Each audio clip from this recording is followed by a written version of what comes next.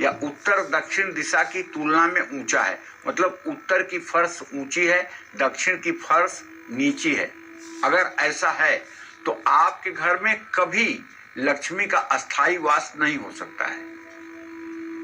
हर समय दक्षिण का भाग ऊंचा होना चाहिए, उत्तर का भाग नीचा होना चाहिए।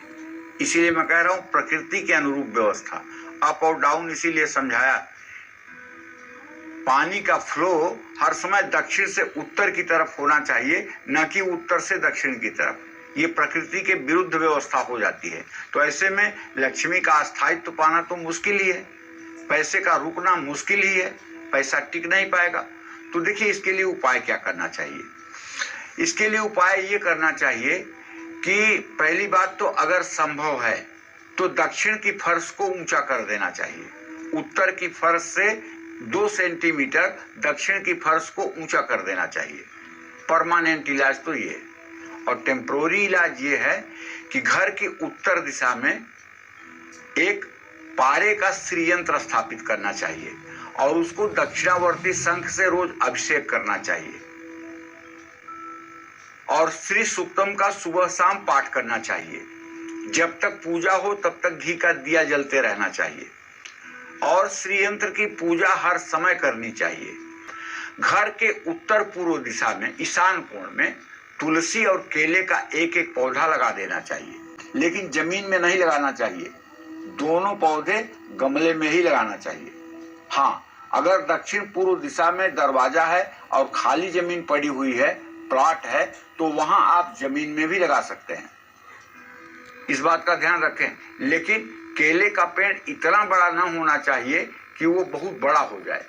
केले का पेड़ घर के नजदीक छोटा ही होना चाहिए। उसे अगर आप गमले में लगाएंगे तो जब बड़ा होना होगा तो उसको आप कहीं धर्म स्थान में दे सकते हैं, कहीं अन्यत्र उसका स्थानांतरण कर सकते हैं। दक्षिण पूर्व दिशा जो घर की होती है, जिसको अग्निकोण कहते हैं, किचन के दक्षिण तरफ, वहां मनी प्लांट के 2 गमले लगा दें और गमलों में सीधी ऐसी लकड़ी खड़ी कर दें कि मनी प्लांट उसी के सहारे ऊपर जाए, फर्श पर न टहले। मनी प्लांट अगर ऊपर की तरफ जाएगा तो घर की आर्थिक स्थिति में सुधार अवश्य होगा। मनी प्लांट अगर जमीन पर लेट कर चलेगा तो विकास अवरुद्ध होगा। इसलिए मनी प्लांट को कोशिश करें कि हर समय वो ऊपर की तरफ बढ़े। ये अगर वास्तु दोष का उपाय कर लिया जाए तो राहत जरूर मिलेगी। अगर ये दिशा दोषपूर्ण है तो परिवार में हर रोज कलेश होगा। दक्षिण पूर्व दिशा में आप पानी की टंकी बनवा लीजिए, बोरिंग करवा दीजिए, वहां पर पानी का स्रोत करवा दीजिए, वहां बाथरूम बना लीजिए, तो निश्चित है कि घर में विवाद होगा। वहां किचन के अलावा कोई चीज शुभकारी नहीं है। और अगर वो कोना नीचा है तो ये समझ लीजिए कि अनर्थ का मूल है। दक्षिण पूर्व दिशा में अग्नि और जल का स्रोत दोनों ही पास में है, तो इनको अलग रखना चाहिए। जैसे आपके किचन में सिंक और चूल्हा दोनों, सिंक को ईशान कोण में रखें, चूल्हे को अग्नि कोण में रखें, और दोनों में कम से कम 4 से 5 फीट का डिस्टेंस जरूर होना चाहिए। कभी भूल करके सिंक को साउथ वेस्ट में न लगा दें, सिंक को कभी साउथ ईस्ट के डायरेक्शन में न लगा दें। सिंक को हर समय नॉर्थ ईस्ट में ही लगाएं, उस कमरे के नॉर्थ ईस्ट में। पूरे घर के नॉर्थ ईस्ट की बात नहीं कर रहा हूं, किचन के वास्तु दोष की बात कर रहा हूं। इस तरह के वास्तु दोष से बचने के लिए अगर वहां किचन नहीं है तो कमरे में एक लाल बल्ब लगाना चाहिए। किचन की स्लैब अगर किचन बनी हुई है और कोई दोष है तो उसके प्लेटफॉर्म पे लाल ग्रेनाइट का पत्थर लगवाना चाहिए और हो सके तो लाल ग्रेनाइट की फर्श भी लगवानी चाहिए।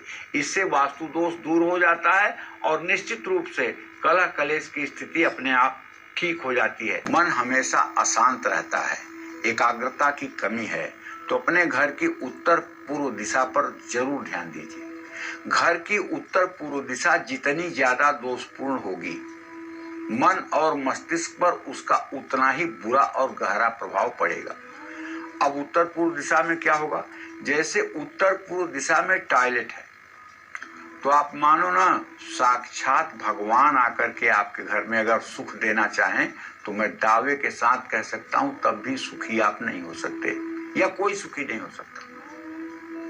अगर गंदगी है पूर्व दिशा में, उत्तर पूर्व दिशा में, कूड़ा घर का इकट्ठा किया जाता है, कूड़ेदान वहां रखा हुआ है, सीढ़ी वहां पर है, टॉयलेट बना हुआ है वहां पे, तो आप समझ लीजिए कि घर के लोग चाहे जितना भगीरथ प्रयास करें लेकिन परिस्थितियां कभी अच्छी नहीं हो सकती। अगर पूजा घर भी आपने बना लिया है मान लीजिए, और टॉयलेट भी नहीं है, लेकिन उसमें आपने 2 छत्ती बना दी है, वहां आपने अलमीरा रख दिया है, वहां आपने घर में सामान ठूस ठूस करके स्टोर रूम बना दिया है, तब भी उसका बुरा असर होगा। वहां ऐसे लोग शयन करते हैं जो सांसारिक भोगों में रत हैं, तब भी वास्तु दोष लगेगा। उस कमरे में 14 साल के नीचे के उम्र के बच्चे शयन कर सकते हैं या 70 साल के उम्र से बड़े बुजुर्ग सो सकते हैं, लेकिन पूजा का जो मंदिर है उससे ज्यादा बेड की ऊंचाई नहीं होनी चाहिए। ये बात भी गौर करने की है। और रात में जब सोएं तो मंदिर के सामने पर्दा लगा दें, ये भी ध्यान देने योग्य बात है।